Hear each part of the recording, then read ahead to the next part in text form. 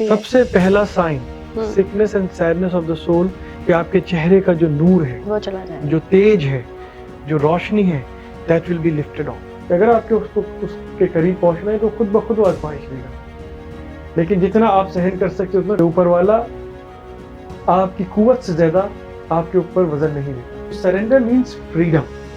जब हम अपने आप को सरेंडर कर रहे हैं to the higher consciousness, to the higher power, so you're not giving up but you're freeing yourself। जहाँ आपने अपने अक्ल को अपनी जिंदगी का मकसद हासिल करने के लिए नहीं लगाया, वहाँ वो रब उस मकसद के तहत आपको उस रास्ते पे डाल देता है जिसकी वजह से आपको दुनिया में भेजा गया है।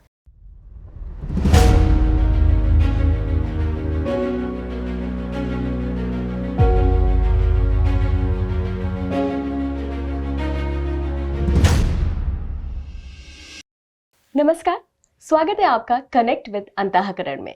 मैं हूं आपके साथ इला गोस्वामी। आज स्टूडियो में हमारे मेहमान हैं सलमान चिश्ती साहब। 11वीं सेंचुरी के संत हजरत ख्वाजा मोइनुद्दीन हसन चिश्ती के हेरिडिटरी कस्टोडियन सलमान चिश्ती साहब अजमेर शरीफ के गद्दीनशी हैं। His work involves the research of Sufi tradition and their interaction with global culture and traditions। स्वागत है चिश्ती साहब आपका। आदाब, नमस्कार, बहुत बहुत आपको नए साल की बहुत बहुत शुभकामनाएं और दुआओं के साथ कि 2023 जो आपका काम है वो आपका जिक्र बने जी, आपके जरिया बने अध्यात्म का, और उस काम के जरिए ही पैगाम दे मोहब्बत का। चिश्ती साहब, कनेक्ट विद अंतःकरण में बात होती है आध्यात्मिक गुरुओं से, आध्यात्मिक वक्ताओं से, साथ ही मोटिवेशनल स्पीकर्स से, ताकि जो उनके दिल के अंदर बात है जो वो हमारे ऑडियंस तक पहुंचाना चाहते हैं वो डायरेक्टली हमारे व्यूअर्स तक पहुंचे। वो बहुत उत्सुक रहते हैं आपके बारे में जानने के लिए। अक्सर हम देखते हैं आपकी टीचिंग्स जनरली फेमस हैं, आपकी जो बातें हैं, जो सूफिज्म पे बातें हैं, जो आप इंटरफेथ कॉन्फ्रेंसेस में जाते हैं वहाँ जो बातें करते हैं, लेकिन बहुत कम लोग जानते हैं कि आपका बचपन कैसा गुजरा। तो मैं सबसे पहले आपसे जानना चाहती हूँ कि कैसा था आपका बचपन और कब आपको लगा कि आध्यात्मिकता की तरफ आपका रुझान, इंटरेस्ट बढ़ा, और कब से आपने ये प्रैक्टिस शुरू की? देखिए, बहुत शुक्रिया आपका इस सवाल के लिए, क्योंकि ये सवाल बहुत कम पूछा जाता है। जहाँ भी हमारे इंटरेक्शंस होते हैं, टॉक्स होते हैं, वहाँ पे मजमा रहता है, लाखों लोग रहते हैं और लम्हे भी कम रहते हैं। इस वजह से जो असल मकसद रहता है, जो एसेंस है, वो यही है कि आज के दौर में 21वीं शताब्दी में हम सदियों से जो एक विजडम है, विवेक है, एक पैगाम है, उस पर अमल करते हुए किस तरह सीना बसीना heart to heart transformation of knowledge, जिसको हम कहें अध्यात्म कहें, किस तरीके से आगे बढ़ता रहा। किताबों के जरिए भी हुआ, लेकिन उससे ज़्यादा गुरु शिष्य परंपरा जो रही, जो गुरु शिष्य परंपरा है, वही हमारे देश की एक ऐसी यूनिक अंडरस्टैंडिंग है स्पिरिचुअल ट्रेडिशंस को लेके, जो पूरी दुनिया में उसका दूसरा उदाहरण नहीं मिलता। तो बचपन से ही जब उस दर पे पैदा हुए जहाँ पूरी दुनिया आके अपना अकीदत का इजहार करना चाहती है, उस दर पे अपना सर रखना चाहती है, तो ना कोई फिक्र है ना कोई गम है। जो गरीब नवाज के पैगाम मोहब्बत से अपनी ज़िंदगी को साराबोर करते हैं, उसमें इमर्स रहते हैं, उस डिवाइन थॉट्स में रहते हैं, तो उसी एक ओशन ऑफ अनकंडीशनल लव में जब आप आंखें खोलते हैं, वो महसूस करते हैं, तो ये बड़े ख़ास लम्हे थे। वो आंगन, ख्वाजा का जो आंगन है, वहाँ पे हम बचपन में, हमें याद है कि वहाँ खेले भी हैं, हम भागते भी थे। कौन सा गेम खेलते थे? देखिए, हमारे जितने भी नहीं, क्रिकेट वगैरह तो नहीं, लेकिन ये है कि छुपना, पकड़म पकड़ा खेलते थे वहाँ पे। उस वक्त जो है वहाँ पे मोर ग्रीनरी भी हुआ करती थी, पेड़ ज्यादा हुआ करते थे। हमेशा से एक जो देखा हमने कि किस तरह हर धर्म के लोग वहाँ पे आ रहे हैं और अपनापन पा रहे हैं। यहाँ पे दरबार में हमें बचपन से एक बात ये बहुत वाज़े तौर पे, बहुत क्लियरली सिखाई गई है कि दरबार में आने वालों का ना तो आप नाम पूछें, अच्छा, ना उनका मजहब पूछें, ना उनकी ज़बान पूछें, ना वो किस खित्ते से आए, किस रीजन से आए ये पूछें, किस नेशनैलिटी से आए ये भी ना पूछें। अगर पूछना है तो सिर्फ एक बात पूछें कि हम आपकी क्या सेवा कर सकते हैं। तो बचपन की बड़ी ख़ास यादें हैं। जब हम स्कूल जाते थे, स्कूल के बाद शाम को दरबार के अंदर जब बैठते थे, जो तालीमात होती थी, जो सीना बसीना जो बुजुर्गों से सुनते थे, किताबों से ज़्यादा जो सोहबत मिली, जो गुरु होते थे, मुर्शिद होते थे, उनके साथ बैठ के जो हमने सीखा सीना बसीना, I think that is much much more important and much much more impactful. उसका जो असर हुआ वो मैं कहूँगा किताबों से जहन के ऊपर असर होता है, लेकिन सोहबत के साथ, गुरु के साथ बैठने के साथ, मुर्शिद के नजर करम से दिल पे असर होता है। उस वक्त आपको कैसा महसूस होता होगा जब आप छोटे से थे और सेलिब्रिटीज आते थे? क्या प्रिविलेज्ड महसूस होता था या आपके लिए सब कुछ, सारे लोग एक समान हैं? देखें, जैसे मैंने कहा कि बुजुर्गों ने बड़ी वाज़ेह तौर पे इसको कहा कि दरबार में कोई भी आए, ये तो सेलिब्रिटीज आज की बात है। मैं आपको बताता हूँ, हमारे बुजुर्गों से एक हमने किस्सा सुना, और ये किस्सा नहीं, हकीकत ही है कि जब बादशाह अकबर, सेलिब्रिटीज तो ठीक है आज के ज़माने के हैं, लेकिन अकबर बादशाह जब उस ज़माने का भी जो भी एम्परर था, जब वो दरबार आया तो हमारे बुजुर्गों ने कोई ध्यान नहीं दिया कि वो कोई बादशाह आ रहा है। वो जिस तरह कॉमनर आते हैं, और आज भी वही निज़ाम बना हुआ कि जिस तरह कॉमन इंसान की तरह आते हैं, उस तरह वहाँ पे आए। तो जब बाद में बताया कि भाई ये बादशाह अकबर है, तो लोगों ने फिर वहाँ पे अंदर दरबार में जो थे उनके लिए दुआ करी। मतलब ऐसा कोई प्रिविलेज नहीं दी जाती है वहाँ पे, चाहे आप वक्त के बादशाह ही क्यों ना हो, चाहे सेलिब्रिटी क्यों ना हो या कॉमनर का हो, क्योंकि एक ही सफ में खड़े हो गए महमूद व अयाज। क्योंकि दरबार का निज़ाम यही है कि जैसे मैंने कहा कि इंसान की दुनियावी शख्सियत अपनी जगह है, लेकिन रूहानी तौर पे भी किसी भी धर्म को मानने वाले हो, वहाँ पे एक ही दस्तरखान पे लंगर खिलाते भी और खाते भी। स्पिरिचुअलिटी का आई थिंक चिश्ती साहब कॉन्सेप्ट ही यही है, जहाँ पे कोई भी ऊंचा और नीचा नहीं है। जैसे दरबार में जब आपका बुलावा हो तो ये आपकी जगह है, बारगाह गरीब नवाज में अगर आपका बुलावा हो तो ये आपकी जगह, तो जिसका बुलावा होता है वो उनकी जगह होती है। क्योंकि बुलावा ही है, जिस भी किसी खास जगह पर जब हम जाते हैं और ऐसे अध्यात्म की जगह जाते हैं, तो अजमेर शरीफ के बारे में तो ये पहली चीज जो पूरी दुनिया में मशहूर है कि अजमेर वही आते हैं जिन्हें ख्वाजा बुलाते हैं। बिना बुलावे के तो आप नहीं जा सकते। इसके अलावा दो बातें और हैं कि जब ख्वाजा बुलाते हैं तो बड़ी शान से बुलाते हैं। किस वक्त जाना है, किसके साथ जाना है, कैसे जाना है, किस वक्त आपकी हाजिरी होनी है, वो अपने आप अरेंज हो जाती है। आपके दिल में बस ख्याल आता है, आप नियत करते हैं, नोबल इंटेंशंस करते हैं, and things open up for you. और तीसरी बात जो सबसे ख़ास बात है कि अजमेर शरीफ दरबार में वो ऐसी खसूसियत है, वो अता है उस रब की तरफ से कि जब ख्वाजा बुलाते हैं तो कुछ देने के लिए बुलाते हैं। अच्छा। जितने हज़ारों लोग वहाँ पे आते हैं, लाखों लोग डेली की तादाद में आते हैं, उन सबको मिलता ज़रूर है। जो अपनी दुनियावी अर्जियाँ लगाते हैं, मुराद वहाँ पे मांगते हैं, वो तो मिलती है दुनियावी तौर पे, लेकिन जो सबसे बड़ी चीज़ मिलती है दरबार गरीब नवाज में, अजमेर शरीफ में, वो है दिल का सुकून। कोई भी दिल के सुकून से महरूम नहीं होता, चाहे दुनिया के किसी भी खत्ते से आए, अंदरूनी इलाकों से आए, गाँव से आए, किसी भी बैकग्राउंड से आए, दिल का सुकून ज़रूर पाता है। और आज के दुनिया के जो हालात हैं, अगर किसी जगह जाके किसी के पास बैठ के 2 पल का दिल का सुकून मिल जाए, उससे बड़ी दौलत नहीं है। आपने दुनियावी बातों की बात की कि दुनियावी चीज़ों के लिए आते हैं, लोगों को मिल जाते हैं। इसी पे आऊँगी मैं, मटेरियलिस्टिक चीज़ें जो होती हैं, एक मिथ है समाज में कि जो अध्यात्म है वो आपको डिटैच कर देता है इन सारी मटेरियलिस्टिक चीज़ों से। तो लोग घबराते हैं कि अध्यात्म में चले गए, अगर आध्यात्मिक बन गए तो कहीं ऐसा ना हो कि हम जो भौतिकता चाह रहे हैं, जो हम मटेरियलिस्टिक चीज़ें चाह रहे हैं, इनसे हम डिटैच हो जाए। तो आपका इस पे क्या मत है कि क्या वाकई ऐसा होता है?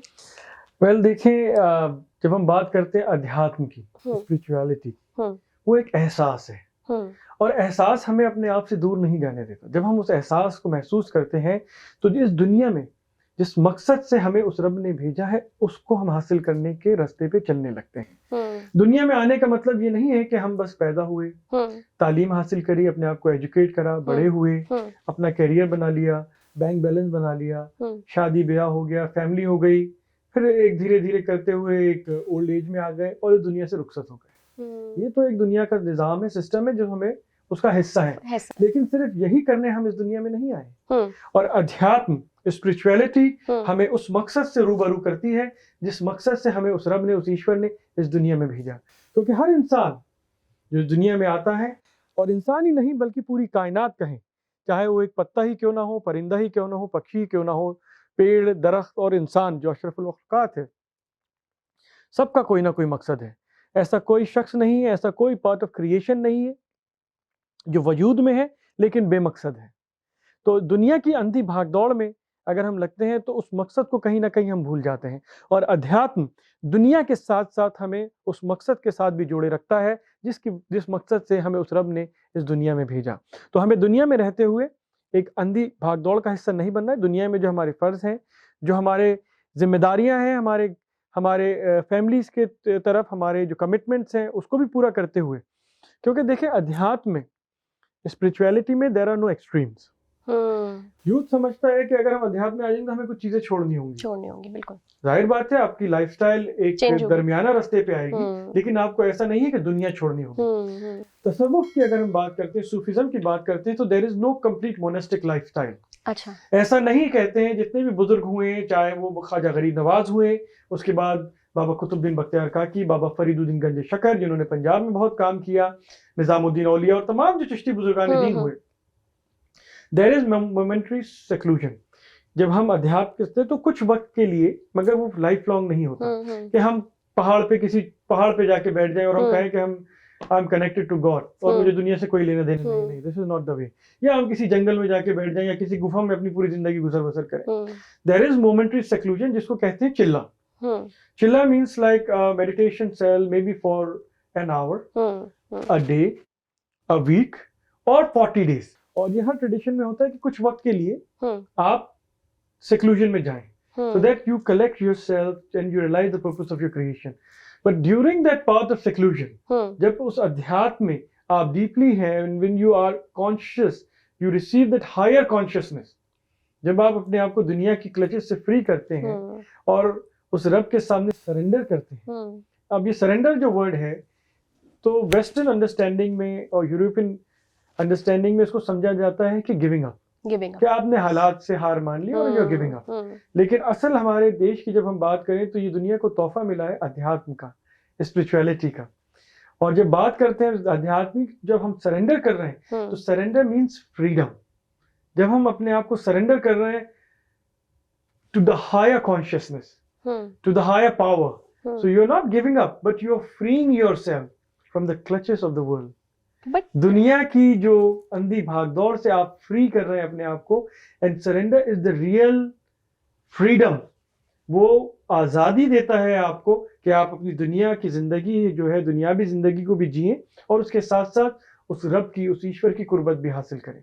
चिश्ती साहब, आपने फ्रीडम की बात की, सरेंडर की बात की, मैं ये पूछना चाह रही थी कि किस चीज से आजादी, अगर किसी को महसूस ही ना हो, मतलब कैसे आप पता लगाएं कि इस वक्त हमें सेल्फ रियलाइजेशन होना बहुत जरूरी है, कनेक्ट करना खुद से, अपनी चेतना जगाना बहुत जरूरी है। तो ये क्या कुछ सिम्टम्स होते हैं, या जब बहुत परेशानी आती है, अगर कह लीजिए, मान लीजिए नौकरी चली गई, तब आप सोचो कि चलो जी स्पिरिचुअल बन जाते हैं, थोड़ा मेडिटेट कर लेते हैं?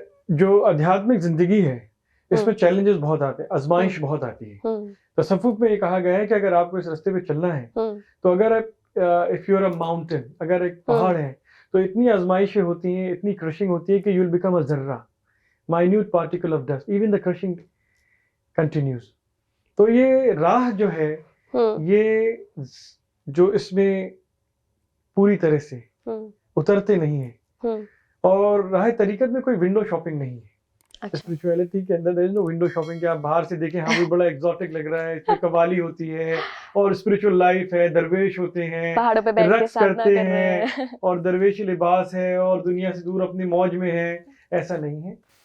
ये बड़े ही, आप कहें कि मैं अगर अपनी बात करूं तो आपने एक सवाल भी पूछा, बचपन की जब बात करी कि 2006 में जब हमारे वालिद का इंतकाल हुआ, मैं उस वक्त हिंदुस्तान में नहीं था, बाहर था, पढ़ाई के सिलसिले में बाहर था, और उस वक्त मेरी उम्र करीब 21 या 22 बरस थी। उस वक्त से दरबार की जिम्मेदारियां मिली। मैं हिंदुस्तान में नहीं था, बाहर अपनी पढ़ाई के सिलसिले में था, जब रातों रात ये खबर आई, and I was very close to my father. तो किस तरह मैं यहाँ पहुंचा, I was not been able to be part of the last rite. जो लास्ट राइट थी उसके मैं पहुंच नहीं सका वक्त पे। फरवरी का वक्त था, जो फ्लाइट दिल्ली लैंड होनी थी, फॉग की वजह से वो बॉम्बे चली गई, डाइवर्ट हो गई, तो कुछ घंटे, पूरे 18 घंटे हमने और लूज कर दिए। तो पहले जो 3 दिन थे, क्योंकि तीसरे दिन जो फातिहा होती है दरबार में, दस्तारबंदी जिसको पगड़ी रस्म कहते हैं, राजस्थानी डायलेक्ट पगड़ी रस्म जिसको कहते हैं, तो वो दस्तारबंदी का, जिस 3 दिन तक मुझे कोई होश नहीं था मैं कैसे पहुंचा वापस, और घर में सबको संभालना पड़ रहा था। तीसरे दिन जब मैं दरबार पहुंचा और रस्म हुई दस्तारबंदी की, तो हमारे मुर्शिद थे, जब गरीब नवाज में जब हम कदमबोसी कर रहे थे, जब हमारा सर वहां पे था, जब दस्तारबंदी हो रही थी, उस वक्त साइलेंस के अंदर मैंने गरीब नवाज के साथ एक खामोशी से एक वादा भी लिया और एक वादा भी दिया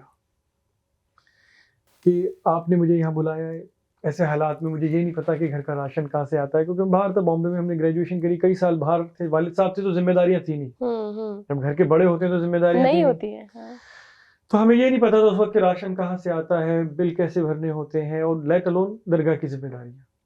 तो उस वक्त हमने गरीब नवाज की बारगाह पे सर रख के सिर्फ एक अल्फाज साइलेंट में ही कहा कि मैं अपने आप को, आपने जिस हालात में बुलाया, आपको सब रोशन है, 800 साल से वो तो पालनहार है, भाई संभाल रहे हैं सबको। गरीब नवाज तो हमारे मुर्शिद ने हमारे सर पे हाथ रख के एक बात कही, उस वक्त मुझे होश आया कि मायूस ना हो गरीब नवाज माई बाप, जो राजस्थानी डायलॉग में कहते हैं ना कि जो वहाँ की तलफ्फुज है राजस्थानी जबान में, लोकल लैंग्वेज है, हाँ जो फोक लैंग्वेज वहाँ की जो है कि गरीब नवाज माई बाप, कि मायूस ना हो, ख्वाजा गरीब नवाज ही तुम्हारे माँ और बाप हैं।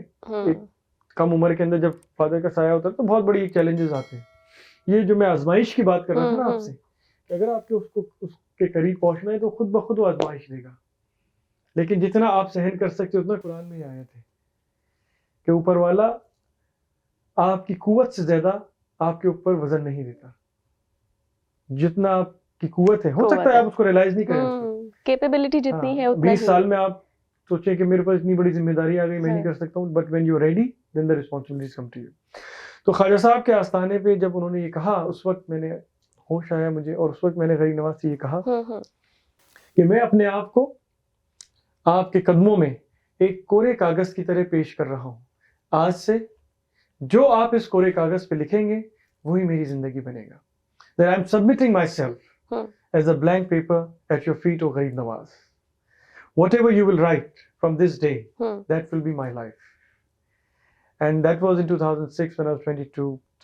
And I presented myself as complete zero, complete like nothing. When you surrender, this is what I wanted to come. This is the power of surrender. That when you surrender yourself to the higher consciousness, higher power, then you will realize that potential of your life that you can't even think of. मतलब आप सोच भी नहीं सकते, वो ऐसे रास्ते खुल जाते हैं जब अपने आप को आप समर्पण कर देते हैं। यही असल आज़ादी है, जो हमें दुनिया की जो सोच है वो हमें पीछे खींचती रहती है कि मैं ये कर लूँ, ये कर लूँ। जहाँ अपने अक्ल को अपनी जिंदगी का मकसद हासिल करने के लिए नहीं लगाया, वहाँ वो रब उस मकसद के तहत आपको उस रास्ते पे डाल देता है जिसकी वजह से आपको दुनिया में भेजा गया है। जोशी साहब, एक बहुत ह्यूमन का कॉमन नेचर है कि वो जब भी गिल्ट में होता है या उससे कोई गलती हो जाती है तो वो कभी उसमें अपनी गलती नहीं देखता, वो लोगों के ऊपर दोष मढ़ता है या फिर किसी दूसरे, हमेशा लॉजिक ढूंढता है कि जी मेरी गलती नहीं है। क्यों हम हमेशा अपनी गलतियों के लिए या कुछ भी हमारे आगे गलती होती है हम दूसरे के ऊपर क्यों जिम्मेदारी डालना चाहते हैं? देखिए, दुनिया का जब हिस्सा इंसान बनता है तो जाहिर बात है दुनिया के तौर तरीके उस पर हावी होने लगते हैं। इसीलिए जब लोग हमसे कुछ एडवाइस लेते हैं, कुछ पूछते हैं कि हम अपनी दुनिया में ज़िंदगी कैसे गुजर बसर करें, तो हम उन्हें ये कहते हैं कि गाफिल होने से बचने की कोशिश करें।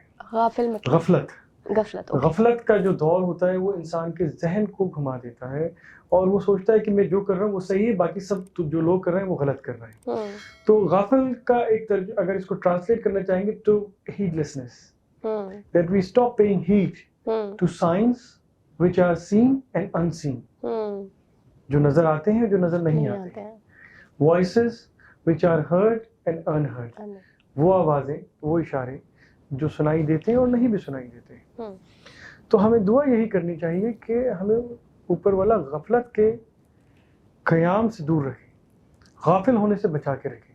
That we should never be onto the trap of this दुनिया, कि हम जो कर रहे हैं वही सही है, बाकी सब जो दुनिया है वो अपने अपने नज़रिए से चल रही है और वो गलत तरीके के साथ अपनी ज़िंदगी गुजर बसर कर रहे हैं। होश में कैसे आए? होश में आने का तरीका यही है कि हम कॉन्शियस रहें कि हमारे जिस्म में एक रूह भी है। सिर्फ हम अपने जिस्म के ऊपर ध्यान ना दें कि भाई ये जिस्म जो है इसी को हमें फीड करना है और इसी का ख्याल रखना है और यही हमारी ज़ाहिरी ज़िंदगी है। ज़ाहिर और बातिन, outer and inner, that is very important to create a balance between both. और वो हम कर सकते हैं जब भी हमें जो वक्त मिलता है सब्र और शुक्र के साथ। उस वक्त में अगर हमने सब्र किया जब आजमाइशें हैं तो हम गाफिल होने से बचेंगे। अगर नहीं हुए तो डिप्रेशन में चले जाएंगे, साइकेट्रिक क्लिनिक जाना पड़ेगा, बहुत सारी परेशानियां आती हैं। कोई भी छोटी सी चैलेंजेस आ जाता है, आजमाइश आ जाती है, सब्र का मकाम अगर हमने नहीं थामा तो will face lot of problem. जब हम सुबह अपना दिन शुरू करें तो शुक्र के साथ अपना दिन शुरू करें कि उस रब ने हमें एक दिन और दिया, ठीक है। क्योंकि दुनिया में चाहे कितना ही बड़ा कोई डॉक्टर हो, साइंटिस्ट हो, कितना ही बड़ा हेल्दी पर्सन हो, कौन कह सकता है कि मैं रात को सो रहा हूँ और सुबह जरूर उठूंगा? बिल्कुल, कोई नहीं कह सकता, इस चीज का कोई दावा नहीं कोई करता। दावा नहीं करता। तो जब हम सुबह उठते हैं तो शुक्र के साथ उठे कि उस रब ने हमें एक और दिन दिया और सांसें दी, और शाम के वक्त सोने के पहले सब्र के साथ, चाहे हमारा दिन कैसा ही गुजरा हो, अच्छा बुरा, नेगेटिव पॉजिटिव, प्रॉफिट लॉस, लड़ाई हुई, झगड़ा हुआ, कुछ भी हुआ, कोई नेगेटिव इमोशंस हुए, शाम के वक्त जब हम when we are with ourselves and we are going to, तो उस वक्त those burdens of the day, the negativity should not carry forward to the next day. हमारे shoulders के ऊपर पिछले दिन की जो वजन है नेगेटिविटी वो नहीं आनी चाहिए। It is easier said than done. Exactly, कहना आसान होता है लेकिन अमल में लाना बहुत चैलेंज है, मुश्किल और है। इसके लिए हमें अपने आप को ट्रेन करना होगा। How you train yourself?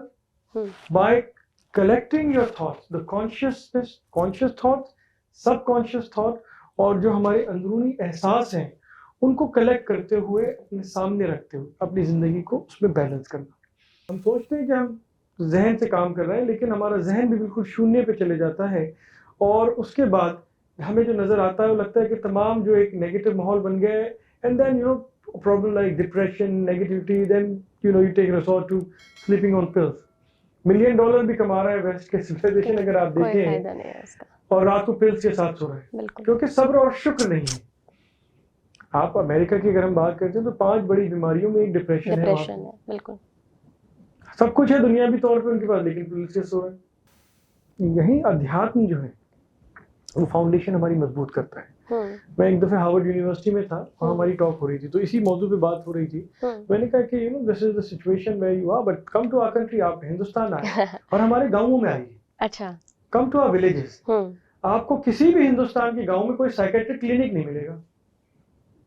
बड़े शहरों में तो ठीक है, एक्चुअली मैंने भी नोटिस किया है। दिल्ली बॉम्बे में तो चलो मिल आजकल होने जाएंगे। लग गया क्योंकि स्ट्रेसफुल हाँ। लाइफस्टाइल हो गई है, लेकिन किसी भी गांव में क्लिनिक होते हैं, नजला जुकाम जो नॉर्मल एक मोहल्ला क्लिनिक टाइप कह लें, लेकिन कोई साइकेट्रिक क्लिनिक में नहीं मिलेगा। वो इंसान नहीं है, उनमें ह्यूमन इमोशन नहीं होते, उनके पास तो दुनियावी रिसोर्सेज भी नहीं है। अपनी खेती कर रहा है, हो सकता है ऐसे भी किसान होंगे जो प्यार अपना रोटी खा के और पानी पी के भी अपना गुजर बसर कर रहा है, फिर भी कहीं ना कहीं दिन में वो सब्र कर लेते हैं और उस ऊपर वाले का शुक्र भेज देते हैं। चाहे किसी भी मजहब के हो, किसी भी धर्म के मानने वाले हो, लेकिन कहीं ना कहीं एक लम्हे उसका शुक्र अदा कर देते हैं और सब्र कर लेते हैं, कुछ नहीं भी है तो। ये कॉन्सेप्ट वेस्ट में नहीं है, यूरोपियन सिविलाइजेशन है वेस्ट के अंदर, इसीलिए वहाँ सब कुछ होते हुए भी वहाँ पे आपको प्रॉब्लम नजर आती है, शांति नहीं। हमने सबने आई थिंक हमारे दर्शकों ने देखा होगा वो गाना ख्वाजा मेरे ख्वाजा दिल में समा जा, की मतलब बहुत रूह में ही समा जाता है वो गाना। तो उसमें एक पोस्चर है, आई डोंट नो कैसे करेंगे उसे, आई थिंक ये रक्स का पोस्चर है जो दरवेश जो होते हैं जी, तो वो अपनी कैफियत में जी, तो वो एकदम समा बंध जाता है, and then they started like ऐसे वो गोल गोल घूमने लगते हैं। तो वो क्या मतलब वो कोई ट्रेडिशन का हिस्सा है या उसका कुछ स्पिरिचुअल मीनिंग है, मैं वो जानना चाहती हूँ। देखिए, ट्रेडिशन का हिस्सा भी और बहुत डीप स्पिरिचुअल मीनिंग भी है। समा जिसको हम कहते हैं, कवाली जिसको कहते हैं, वो सिर्फ एक मौजूकी के एतबार से नहीं है कि लोग उसको कानून सुने, हाँ भाई म्यूजिक हो रहा है, कवाली हो रही है, ये जिक्र है, ये उसकी इबादत का हिस्सा है, उस रब की कुर्बत हासिल करने का। और चिश्ती परंपरा में खास तौर पे चिश्ती सिलसिले के अंदर समा का जो एतबार है वो ये है। मैं एक दफे हार्वर्ड यूनिवर्सिटी में था, मैंने समा के ऊपर एक बात चल रही थी, वहाँ कहा कि हमारे बुजुर्गों से हमने सुना है कि if the Chishtis don't listen to qawwali, अगर चिश्ती कवाली ना सुने 3 दिन से ज्यादा तो दे विल डाई। मतलब it is like a death for the Chishtis who don't listen to qawwali more than 3 days। ऐसा है जी, तो रूह की, not the physical death but the death of the soul. Okay, तो रूह की गिजा। अब आप अगर 1 हफ्ते 10 दिन खाना नहीं खाएंगे तो क्या होगा? वीक हो जाएंगे। ठीक है। और human body can survive maximum, I am not talking about gurus जो मुनि होते थे, योगीज होते थे, जो सूफी संत हुए, एक आम इंसान 40 दिन से ज्यादा बिना खाए पिए सर्वाइव नहीं कर सकता। Imagine the soul which has not been nourished for years and years and years. तो चिश्तियों के लिए जो गिज़ा रूह है, nourishment of the soul is sama, जो जिक्र का हिस्सा है। तो समा वो चीज़ है, वो पावर है कि जब हम बैठते हैं तो अपनी इस फिजिकल जो कन्फाइनमेंट है उसको तोड़ के, जो फिजिकल एक बाउंडेशन है उससे परे होके एक उस आलम अरवा का एहसास करते हैं, that realise the bigger purpose of our creation, कि जो हमारा मकसद है उसको हम हासिल करने की रोशनी मिलती है हमें। जब एक दरवेश समा में हाथ उठा के रक्स करता है, तो इसके ऊपर मैंने एक दो लाइनें भी लिखी थी दुनियावी तौर के, उसमें उसको कंक्लूड करूंगा उस पर, लेकिन उसका जो पोस्चर है उसके पीछे भी सिंबॉलिक मीनिंग होती है कि दरवेश की जिंदगी क्या है। एक दरवेश जो होता है उसकी जिंदगी क्या है, एक हाथ उसका आसमान की तरफ होता है और दूसरा हाथ जो होता है वो जमीन की तरफ होता है, और इससे फिर वो जैसे यूनिवर्स इज इन कम्यून, जिस तरह अर्थ रोटेट कर रही है, so you are also in commune. हर चीज इज इन कम्यून, हर जो शय है क्रिएटेड शय, मखलूक, वो उस खुदा से राब्ते में है। जो डिवाइन राब्ता है ना, रूहानी राब्ता, यस। चाहे अगर हमारी अर्थ रोटेट हो रही है तो that is also a spiritual commune between the earth and God, हर चीज उस राब्ते में।